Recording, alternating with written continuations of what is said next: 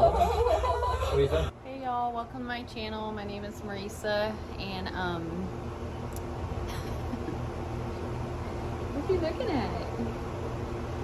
I wanted to finally make the birth story video.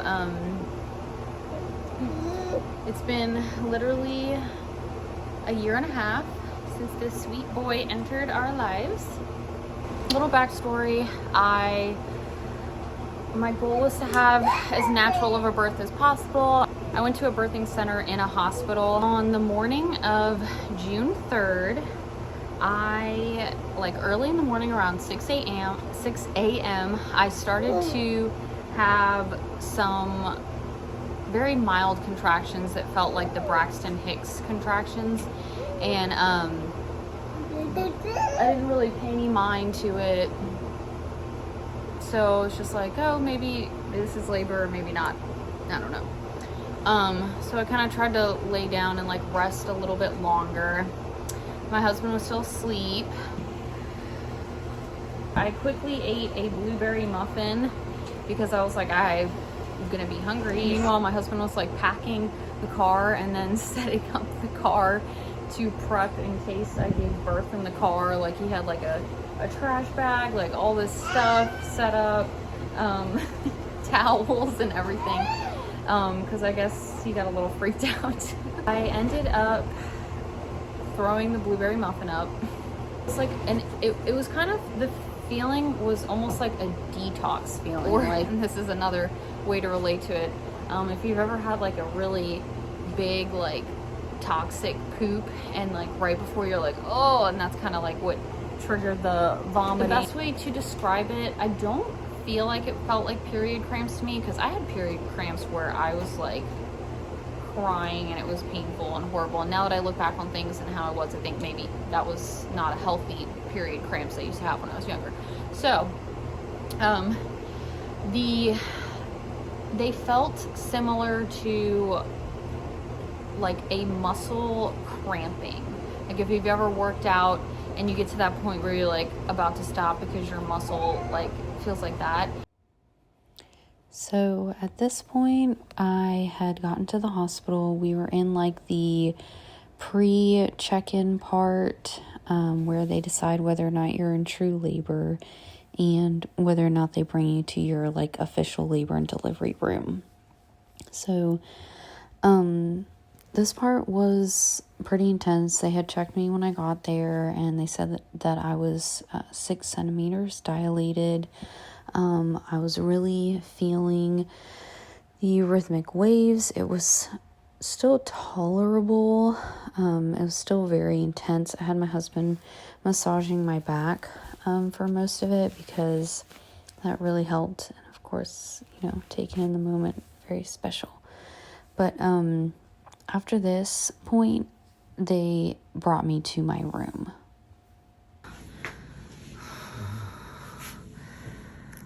Oh, yeah.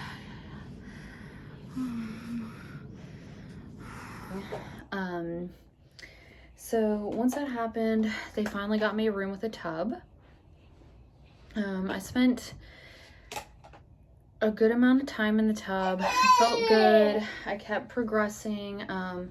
A couple cons were I had a midwife that I never met because she was filling in on a shift coming from like a different region of town. The room was nice. It was very comfortable at first. My water hadn't broken yet either, and I was very much so like, when I was in my contraction, I was very much in my contraction, and then as soon as I wasn't in a contraction, I was kind of like back to normal. And I guess that didn't weird me out, but I just like wasn't expecting that. Like I kind of thought that I was gonna be and looking back, I guess I was a little bit more in my head, but like birth wise, like you'd think won't be like fully like normal, in between. But anyways.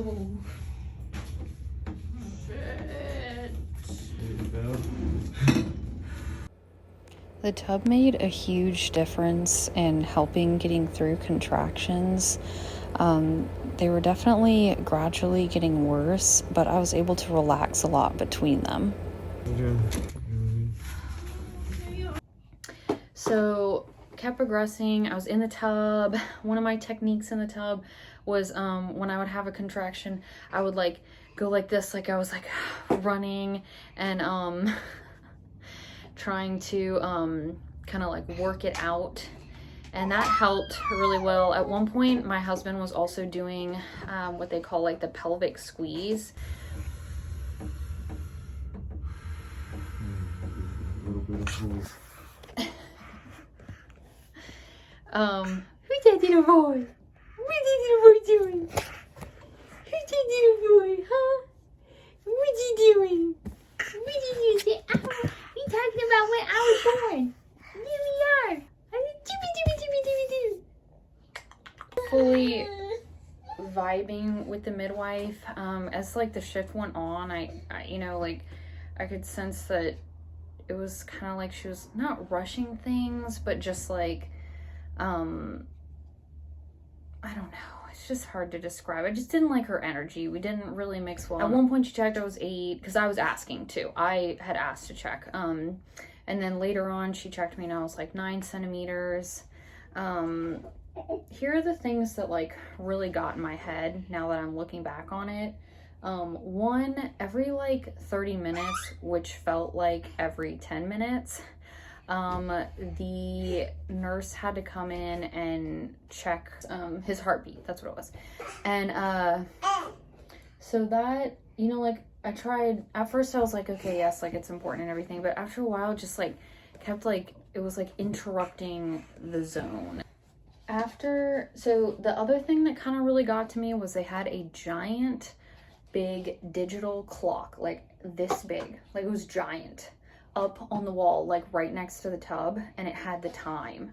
And so I tried not looking at the time, because then I started like paying attention to the time, you know, when you like get in your head and you're like, oh, it's been an hour, or oh, it's been 30 minutes, or you know, like I don't know, like that was like ruining my focus. My water still hadn't broke, so sometimes it breaks when you start pushing and you're fully dilated. So the issue I had was that she was like, oh, well, why don't you try pushing at 9 centimeters?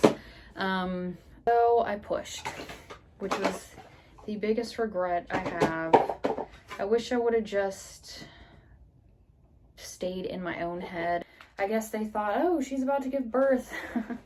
So they started setting up all this like equipment next to the tub. Like they laid out some like tables, like some tablecloth, and like all these like metal scissors, and just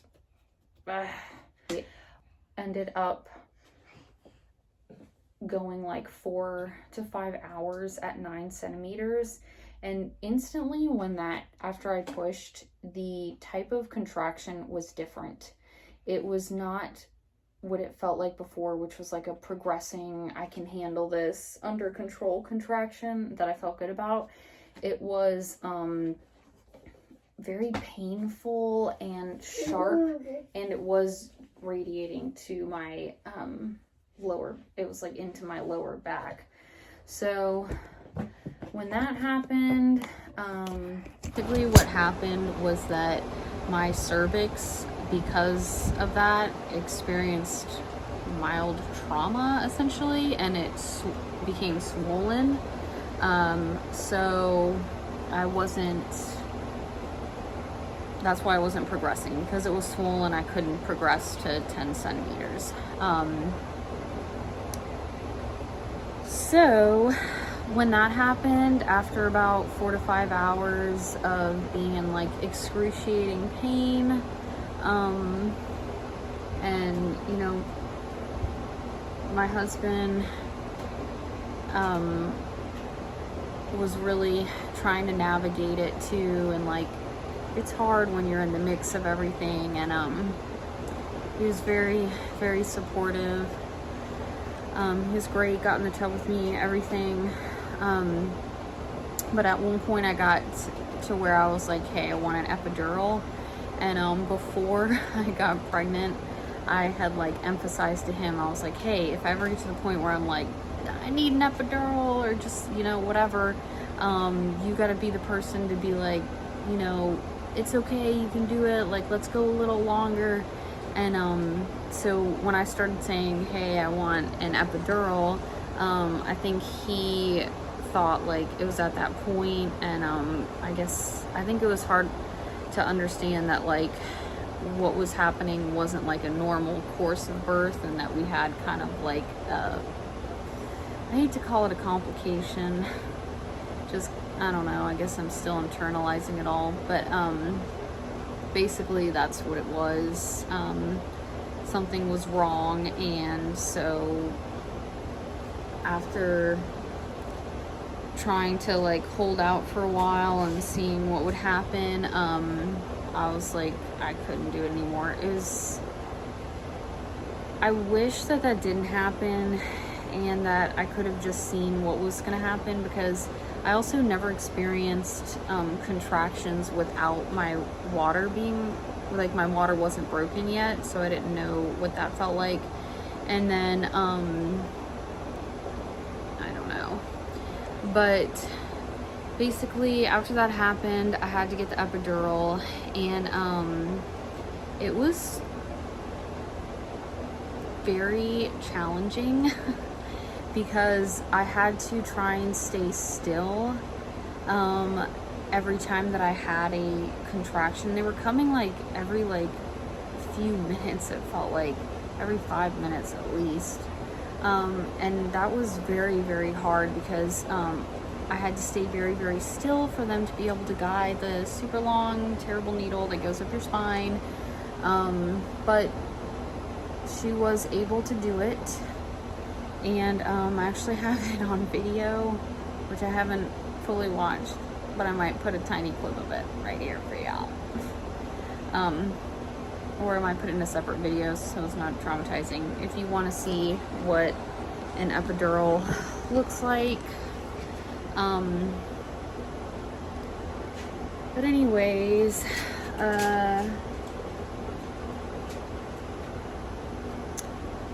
I got the epidural, and luckily I didn't have any issues with that outside of it taking a good 30 minutes probably to get a good one. She kept having to reinsert a bunch of different times, and so once I got that, I was instantly in a different environment, and I knew it was going to be like that. I knew, and that's what I was trying to explain to her. I was like, look, I'm done. Like, we have an issue, you know, like, it's not going to be fixed. I can't. I just want this to be peaceful for everyone involved, and that's ultimately why I decided on the epidural. And I've sat in on several births, and I've seen the moms go from being very intense to being like, oh, completely back to normal. And apart from myself, and people probably think I'm crazy for feeling this way, but I kind of hated that because it felt like it took my birth away a little bit. And it's like I wasn't giving birth, I was just here, like, outside of it, and not feeling, and probably because I wasn't feeling any of it, and not really in control as much as I was anymore. But at the end of the day, like, I don't think I would have done anything differently. Well, this is kind of we'll keep going. So once I got the epidural, everything was fine. My husband came in and was like, oh, everything's fine. Like, yeah, and then I had like it's crazy that they put fentanyl in your epidurals these days, but they do. And that's the other reason I tried to avoid it. But so I was getting that pumped in me. It was good to go. Felt absolutely nothing from the waist down. I did rest after that happened because it was very intense before that. And then I guess because I was pretty stable, they kind of like weren't as like around as much after that. They did put they filled up a glove, a hand glove with some ice and inserted it vaginally to help reduce some swelling, and then they also gave me Benadryl to help reduce the swelling. And then after about another like 5 hours, I was fully, I was no longer swollen and I was fully dilated, and they were like, okay, we can, you know, we'll get everything set up for you to start pushing. So, I tried, and maybe it would have been different if I didn't have the epidural. I was trying to push in the way I was taught to push with, like natural birth type of methods, and a lot of times, like if you birth in a birthing center with a midwife, and they'll teach you not to bear down, like to push through your breath, basically, instead of holding your breath and then pushing. And the reason for that is that the pushing phase isn't supposed to happen very quickly. It can for some people, and that's totally normal, but for most people it's better if the pushing phase goes slow, because that also prevents tearing and everything like that. So in a hospital, everything is rushed, unfortunately. So I work in one, I know what it's like. I do it sometimes too because I have to, but not rushing patients, but just always being in a state of being rushed. So I tried pushing like that, and then they were like, why don't you try, you know, holding your breath and pushing? And when I did that, it did, the baby came through, Junior came through a lot faster. And towards the end, they told me to, I was like almost there, his head was almost born, and they were like, okay, one more, you know, push and his head will be out. Well, what we didn't know, and I wonder if I was with someone who's more experienced, if they would have been able to tell, or just so many things you wonder if they were different. I forget the position, but it's called when they have their hand on their face like this. And so when he came out with his head and his arm coming all out at the same time. While that was happening, though, something that did go beautifully, and I'm really happy for having a midwife in the hospital, is that my husband, one part of our birth plan was that he would catch our baby and he would like put the baby on my chest, and he did. So that was kind of fun. He got ready. He was at, you know, after the midwife was like, okay, it's about to happen, like, get ready. I guess he came out all at once, now that I think about it, because as soon as his head came out, because his arm was out, his body came out too, so it was kind of like all at once. My husband caught him and picked him up, and instantly was crying, put him on my chest, and, you know, it was just the three of us together for that moment, and that was really nice and felt very special. Try not to cry. So that was a really beautiful moment, and I'm really, really glad that we had that moment together. And then after that, I did also want like a delayed cord, but it wasn't very delayed, because I think since it was positional, with his hand and everything. I did tear, not horribly. They said it was like a 2nd-degree tear, but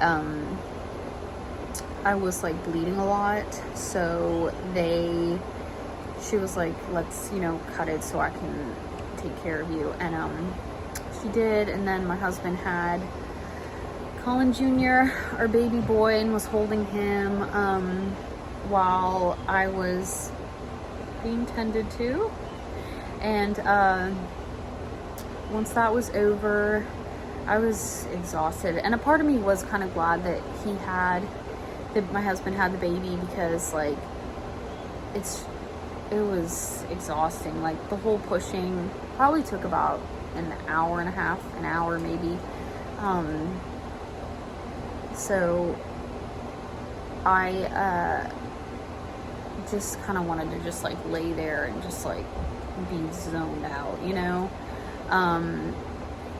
But once all that was done, all 3 of us were kind of like laying in the bed. We had a wonderful nurse. They turned the lights off. They let us rest. I did lose a lot of blood. It was like 900 milliliters, so almost a liter. But I didn't have to get blood or anything like that. I had fluids. And then after, when I had to take like iron supplements and stuff like that. But I was pale, like you can see in the pictures. It's crazy. So we rested for a while, not too long, because as soon as you have that baby, they kick you out and bring you to the next room. So after a little bit, I think I think they put me in a wheelchair, and I went to like the mother and baby unit. And then I had a wonderful nurse who was like helping. She might have been a lactation consultant, I don't know, but I was like half asleep. She was helping Junior latch and everything. And that was good, because like I was so tired. I feel like I couldn't concentrate on it, and he needed to eat essentially, and she was making sure we had a good nursing experience in the beginning, at least for him. And I was asleep, so I just remember being half asleep, and the lady had him on my boob. But I was grateful for her, because she was there for a little while working with him and me, and Colin and I were just like resting. But after that, we went to the mother and baby. We hung out there for a little while. Great nurses helping. I felt comfortable, like I wasn't in a lot of pain. I did have like the nursing contractions, which were pretty painful, but those went away after about a day. And then I think I gave birth at like 2 a.m. and then I stayed that whole day and that night, and then the next day I wanted to go home. So they said I could stay another night, but it was too hard, because Colin was going back and forth taking care of the dogs, so we opted to come home. And yeah, and that's the story. So it was definitely an experience. It went well. Nothing that really got to me in my head with this topic, but my mom did have a C-section, and somewhere deep in the back of my head, you know, I'd be like, oh, a little bit like afraid that would happen to me for whatever reason, because that was like, and I'm sure that happens to every mom. That's like your worst thing that you want to have to deal with as far as outcomes go. Some people choose to do it, so to each his own. But that personally was like my outcome, my most undesirable outcome. And I'm glad that it didn't happen. I'm grateful that we're all healthy and everything was fine. I do wish that it went in a different direction. I wish mentally that I was in a better place to have just gone with what I was like feeling. instead of listening. Sometimes you are your best doctor, in a weird way of saying that. And whatever you intuitively feel is what you should go with. And I wish that even though she was advising me to push, that I just didn't. And I just kind of like, was like, oh yeah, okay, and just like went about my own business, handling it how I felt. And for the next baby, I'm definitely gonna have that kind of attitude. Of course, if there are any other type of complications, I would take the medical advice and weigh it that way. But as long as we're progressing and there's nothing going on, then I'm just gonna kind of do what I think feels best.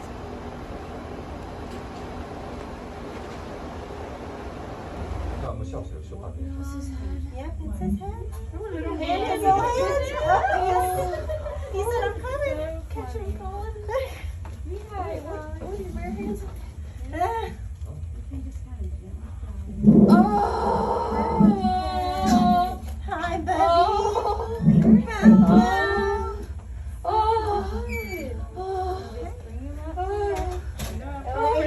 It's okay. What do you think?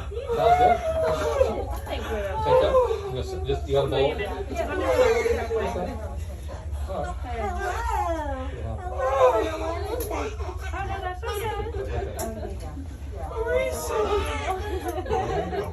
Okay, well, I'll do what I can. I'll let you know.